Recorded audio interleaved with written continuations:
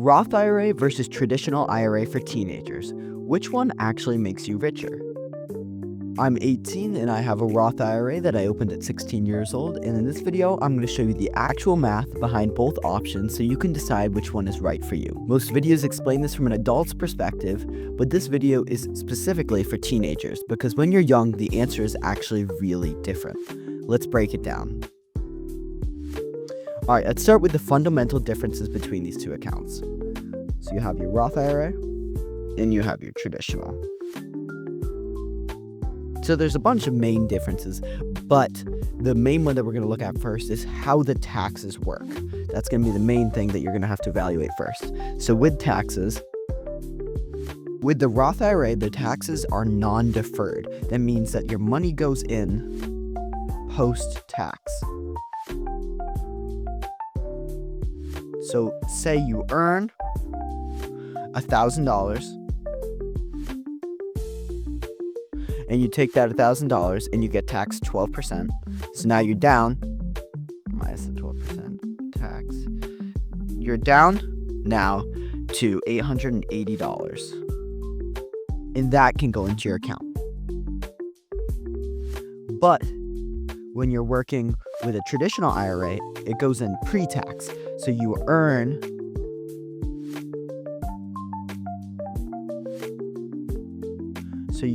the money, you earn the full $1,000, and you can put that directly into the account. And that means that full $1,000 will be there to grow for the rest of the account's duration. But the main issue with a traditional IRA is that it comes out taxed. So growth is taxable.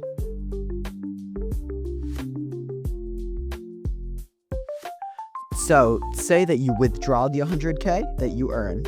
That's just a random number, but if you that it grew to, you pay 25K tax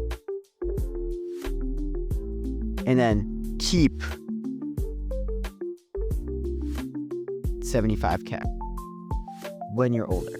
That's assuming that your tax bracket would take away 25K. That's all dependent.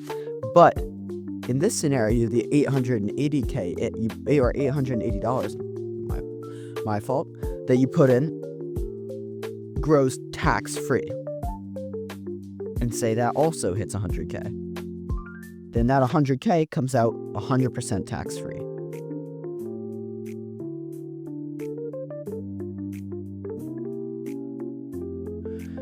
And so that's the main difference that you have to look at when you're working with these, is that it comes out completely tax-free as opposed to being taxed when it comes out.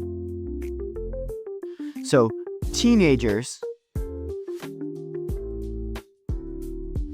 should mainly look at Roth IRAs, as your tax bracket is very low as you have very little income.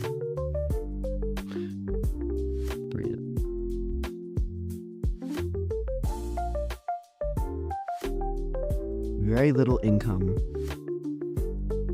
You have very little income and you're on a very low tax bracket, which means that the money that you're putting in post-tax is going to be relatively close to your gross earnings.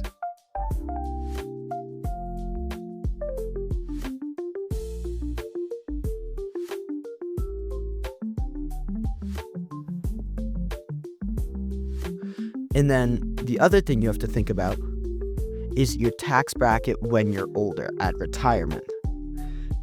And that means that at 65 or whatever age, anywhere from like 65 onwards, or sometimes it's 58 onwards, you have to think about what your tax bracket is going to be then.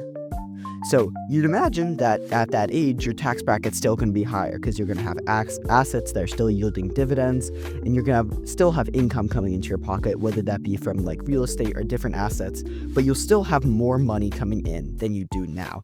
And that means later on, 65 plus, you'll still be in a higher tax bracket and have more money taken if you were to invest pre-tax in a traditional IRA. So that means that you're in a higher tax bracket. And so the other thing you have to think about right now is there's another main thing. So this is about taxes. The other thing you have to think about is the potential for growth. So the main thing that's important around growth is that when you are handling a Roth IRA, all of your growth is untaxed. As a teenager, all of the money that you put into your Roth IRA, the growth, or any bank account, all the growth will occur in the latter 20 years. That'll be anywhere from 45 on, I don't know, it depends on when you're going to take it out, 40 on. So all the growth is really going to happen when you've had a lot of time for that growth to compound and for you to make regular deposits. You're going to see exponential growth in that period. In a Roth, it's all untaxed. That's why it's important, because over time, the account will grow and you will have huge gains, potentially even anywhere to like a 50 to 80% growth, or even more if you plan on holding it for a long time. You could double, even triple your money, especially in a principal deposit. You can expect to see a lot of growth. So here's an example that we can break down here. So this is years 1 to 20. You can expect, if you put $2,000 into account, like you would now, just about, because if you have savings, if you worked for a couple summers as a teenager, you can expect to have at least $2,000. That's a generalization, but I assume that you fall somewhere within it. But in those first years, just with simple growth, you'll go to 13,455. And these numbers are all based on the traditional VU growth, so 8% annual returns, just about. And so then years 20 to 40, you can imagine that this is anywhere from age 36 to age 56 if you're investing 16, and bump that down one if you're looking at 15 or 14, anywhere that you have a custodial Roth account. That $13,000 that it just grew to will grow to $90,000. That's a huge sizable growth. In 20 years here, you only grew $9,000. But if you look down here, that growth jumps up to upwards of $77,000 roundabout. In the same amount of time, that growth being untaxed is hugely important, especially for when you have these 49 years to grow. It's hugely important that you have all of that to grow, especially with the amount of time you plan on having it invested. In the following 9 years after 40, you can expect that $90,000 investment will grow from $90,000 to upwards of $234,000. Again, this is almost half the length of these other investment windows, but you have more than tripled the amount of returns from the last window, and I would say nearly 20 times the amount of money that grew. In all of this would be untaxed growth in a Roth, which is why it's really important. But if you would rather opt to use a traditional IRA, you pay the tax on it, on the growth. You would pay upwards of $50,000 on tax on that growth that you had in the account. Roth, tax-free. Traditional IRA, you're losing $50,000. It's off the table. And then another major thing you have to worry about is future tax rates. We don't know what future tax rates will look like. They might be higher, they might be lower, but government spending is increasing. More people are relying on Social Security. Our population as a whole is aging. That means more people are relying on things like Medicaid.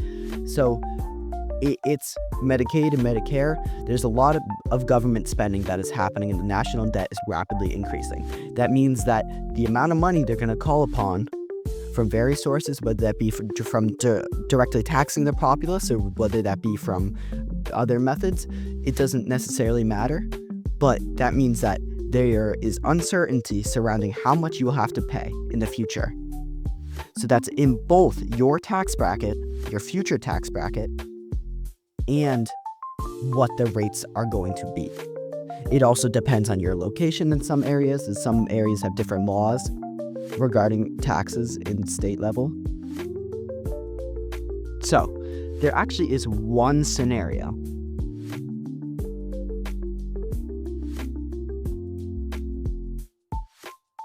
where the traditional IRA will win. And that scenario is going to be a high-earning teenager. If you're a teenager that's making more money now than you expect to make when you're 50 or 65, when you retire and look to withdraw the money, then you should put it in post-tax. Because that, say you're a YouTuber or you have your own very successful business or side hustle, that's when you need to look at it and understand that your tax bracket now is likely higher than what it's going to be when you're 65 or 70 or whenever you're looking to withdraw your savings that you've placed into your account. And that means that you are able to lock in a lower tax bracket, lower tax percentage, and save more money if you withdraw it and pay taxes in the future. Obviously, that's a lot more different, and you should always consult a tax professional when you're making a decision like that. But for 99% of teenagers who aren't making that multi-tens of $1,000s a year, then it's really simple. Just go with a Roth IRA. Because the growth will compound, and you'll expect to see much more money in the future.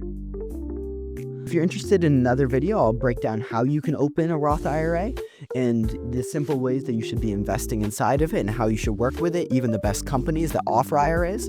But if you are interested in a video like that, leave a comment, let me know, drop a follow and a subscribe on whatever platform you're watching this on. Thank you for watching, and please subscribe.